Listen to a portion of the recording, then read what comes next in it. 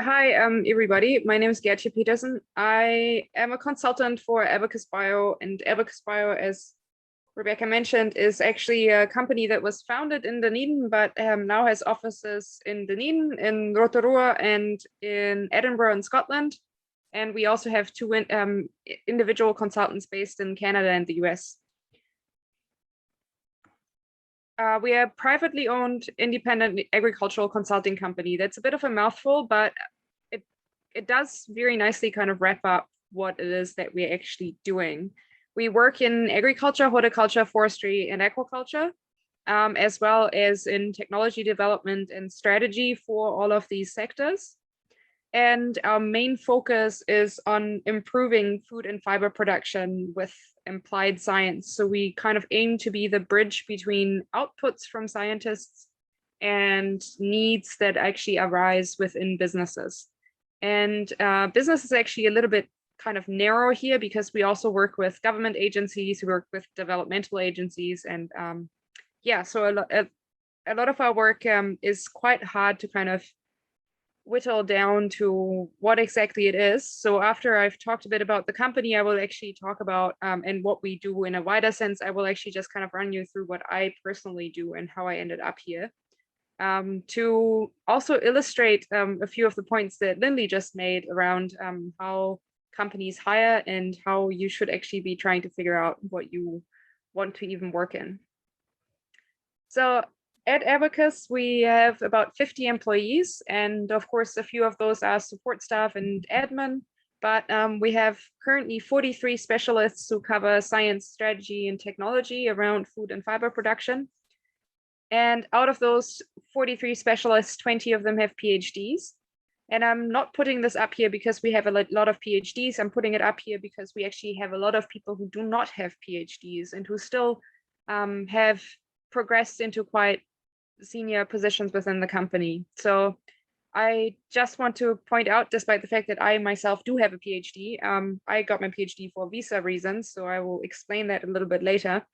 We actually have a lot of people that came to the company through summer jobs or internships and stayed on and are developing their career without having spent, time getting their postgrad degree. We are also currently hosting 4 PhD candidates, which is something that we take a lot of pride in. So out of those 4, 2 of them are enrolled at Otago. One of them is a genetics PhD student. The other one is a human nutrition PhD student. And then we've got one who is enrolled in something agricultural. I think it's around nutrient management because he's very new, so I don't actually really know, but he's enrolled through Lincoln. And then we have one who is enrolled in genetics at Massey. So we try to really grow talent within the business. So to the point that Lindley made before around how kind of job candidates seeking jobs and companies seeking candidates for jobs are kind of working along kind of opposing gradients, that is definitely true for us. So I did my PhD myself within Abacus. Currently, we're covering 15 nationalities. As you have probably already noticed, I have a bit of an accent and a really weird name. So I am German. I've lived in Dunedin for 8 years. And on this map, every black dot, except for the dot that cannot decide if it's in France or if it's in Portugal or in Spain, actually represents where at least one of our consultants is currently from. The dot that cannot decide which Iberian Peninsula country it belongs to is actually supposed to be in France, and I could not get R to do what I was trying to tell it to. So that's where it lives now. These teal countries here are covering the countries that we either currently work in or have worked in within the last 18 months. As you can see, despite the fact that a lot of our income is generated in New Zealand and Australia, and then the UK from the UK office, we actually operate in lots of different countries around the world. And we were just earlier today in a staff meeting talking about the fact that this is a relatively recent development for us, and it's been a huge blessing because it means that in the times of COVID with lockdowns, we do not actually have the same downturn that a lot of other New Zealand companies are facing. So again, just to as a reminder, we are running all of this out of 3 offices. Dunedin is our main office, and we have around 40 people based in Dunedin. Actually, I think it's more like 35 at the moment because some moved to the UK. Then we have 6 people based in the UK and 2 and 1 part-timer in Rotorua. The UK is the main office for our subsidiary Abacus International, and the Rotorua is the main office for our subsidiary Gymnetics, which is a tree breeding company. So who we work with, I just want to kind of put this out here because I talked a little bit about how we do a lot of international work, but just to illustrate kind of the different levels, I think, in society and in different developmental strata in the world that we're actually working in. So we do work with developmental agencies, for example, the Bill and Melinda Gates Foundation, the Aga Khan Foundation. We work with World Fish quite a lot at the moment. If any of you like tilapia, almost all tilapia in the world is actually produced off stock that is provided by World Fish. So we are currently working on doing the same thing with carp. But we also work with regional or national breeding institutes. So CGIR and IRI are both regional, so they're mainly operating on the African continent, breeding kind of organizations, but we also work with industry good organizations, national breed organizations, and with actual private companies that either breed mainly animals, but one of our biggest clients at the moment is actually Biocrop Science, which is plant breeding. And we also work quite a lot with farmers on farm, and I'm going to explain a little bit more about that later when I'm talking about myself. So our core capabilities originally were animal improvement programs. So Abacus was founded by a single person in 2001. And then we quickly had a core team of 6 different animal geneticists. So they worked on breeding program design and mate selection and all of those things for kind of the standard species that you would expect in New Zealand. Dairy cattle, deer at the time, really important, sheep, and of course beef cattle. So today that has shifted quite a lot. We still work on animal improvement programs, and it's still one of our core capabilities. But we also work on plants, both trees and smaller plants like row crops and vegetables. And one of our main kind of focus points within the genetic improvement realm is around trait prioritization and the construction of selection indices, which is essentially just fancy maths. So that helps marry together animal breeding and plant breeding and economics. And this is something that has basically allowed us to grow to an international player, because there is no better place to go to worldwide for trait prioritization and selection index construction than AbacusBio. So this has really, really helped us kind of understanding what our core capability is and understanding who the people are who are going to be contributing to that core capability, and who the people are that are going to be working on very different and sometimes slightly weird projects. So that has allowed us to branch out into different production systems, so house systems as they are the case in Europe, but also different species. And of course, into developing countries where the entire production system is just so different from everything that we kind of expect it to be. Then the other capabilities that we actually, or the other services that we offer are around the understanding strategy and value chains in food and fiber production. So this can take the form of technology evaluation. It can take the form of food security plans for governments. We have been working for quite some time, for about 3 years, with the government of Saudi Arabia, for example, around their food security plan. It can mean industry development, assessment, market access, but it also means working with individual clients who want to set up new businesses and understand what they're actually going to be dealing with.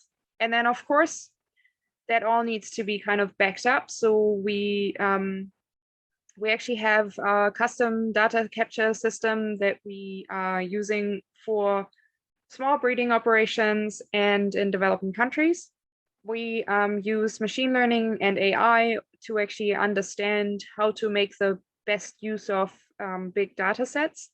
And we do quite a lot of work around interactive analytics. So actually making outcomes accessible, often not exactly to our clients, but to our clients' members or subscribers or customers themselves. So what does that actually look like? Like, so for example, I'm a geneticist. I think I spend roughly around 60 to 70% of my time in the office. That means that I do data analysis. There's a lot of coding involved, but I also write content for beekeepers because they are my main client base. So trying to translate science and quite complex science into terms that are actually understandable by people who are quite far away from science. They have their own understanding and their own set of information that I don't have, but I need to actually translate what I'm doing. A lot of that is quite collaborative. Our projects are always team-based. And because not all of us have all the skills that everybody else in the office has, we have quite different backgrounds as well. That means that we're relying on each other quite a lot. It's very versatile. The 30 to 40% of my time that I do not spend in the office, I spend out at meetings with clients, with customers of our clients. So for example, currently we're working on a big pollination project where I'm working with the beekeepers, but I'm also directly engaging with the growers, which in this case are cherry growers. I do a lot of field work myself. I spent this morning trying to get a very thick layer of cobwebs off a base station for remote monitoring units for beehives around Lake Waihola. So that was fun. I spent a lot of time trying to fix things that I did not break. And I drive around a lot. It is all very applied, everything that we do, because everything that we work on is client driven, goes directly into a space where it is applied and it makes a difference, which is something that for me was very, very attractive about going in this field, because as much as I love science, I don't want to do science for science's sake. And the last thing is that it is extremely flexible. So what that means is that we are time-sheeted. We record in 15-minute increments what exactly we were doing, and that allows then our admin team to actually charge out time to clients, because that's how it is. Time is money. But it doesn't really matter when you work the 40 hours that you're supposed to be working in a week. So for example, last week I worked around 60 hours, which means that I could theoretically not work 60 hours this week. That is not going to work out. So I will have some time kind of accrued that I can actually then hopefully not work a week from now. So that is a really good setup for people who have small children, who want to have children, who have other commitments. And just generally, it allows you to actually figure out what you want to do and how much of your time you are really willing to commit to being in that office environment that we spend a lot of time in. So what to expect when you go into the private sector for R&D work. And this is true for AbacusBio, but it also holds true for quite a lot of other sectors when it comes to actual private work. And what I mean by actual private is that there is a pretty stark difference between privately held companies in this area and Crown research institutes, like, for example, the ones that I have contact with would be Plant and Food Research and Ag Research. So in the actual private sector, you can expect to either be an employee or to be a contractor. So what that means is that on one hand, you still have a lot of flexibility. If you have an employer like AbacusBio, makes that kind of a reality. but you also have the security of having a job and getting paid your salary and not having to worry about it. And it tends to be quite collaborative because you are working with contractors. For contractors, it's easier to make a lot of impact because they can choose their own projects a lot more freely than an employee can. But it means that you run a lot more risk because you are essentially a miniature company, and you need to be really passionate about what you're doing. In general, I want to say, if you are keen, if any of this sounds interesting to you, go for it. Come talk to me. I can either, talk to you myself about whatever it is that you're interested in, or put you in contact with somebody. And we do actually have an internship program. We have a summer internship program, which is quite managed. So you get your own project that you work on. You get a project supervisor, but you are expected to actually develop something on your own, with input, of course, and with supervision. But you can actually take ownership of something. And it has a number of workshops where we actually talk about things like business and what is IP and what do we do with it? Like, why would you apply for a patent, or why would you not apply for a patent? All of those things. Unfortunately, for this summer, the kind of internship application phase has concluded, but I would strongly encourage you to apply, to get into contact with us, and consider applying for next year. I want to just very quickly talk about how I got here, because I got here entirely by accident. I come from a farming background. I come from a sheep and beef farm in northern Germany, quite a large one by German standards, a very small one by New Zealand standards. And I did a vet degree. So I graduated and worked as a vet for a while in 2013, and then came to New Zealand for a working holiday. Really liked, kind of stranded at AbacusBio, because I showed up and said I want to work here, and they said, okay, we are not going to pay you, but good luck with that. And then after 2 weeks, they did actually offer me a job. And then I realized, if I want to stay, I actually need to find a visa that would allow me to do that, because I can't work in New Zealand as a vet, which means that at that time I didn't have any valid degree and could not actually apply for a work visa. So I did a PhD. I did a genetics PhD, which was great, and allowed me to actually stay here and work for Abacus, which was cool.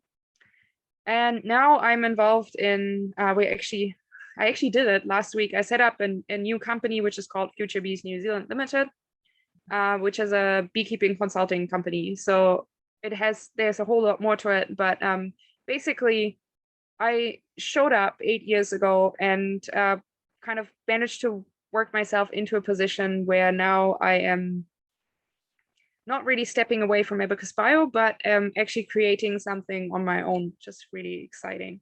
And I just want to leave you with this note here, which is something that I was told at a vet summer school in the States in 2010.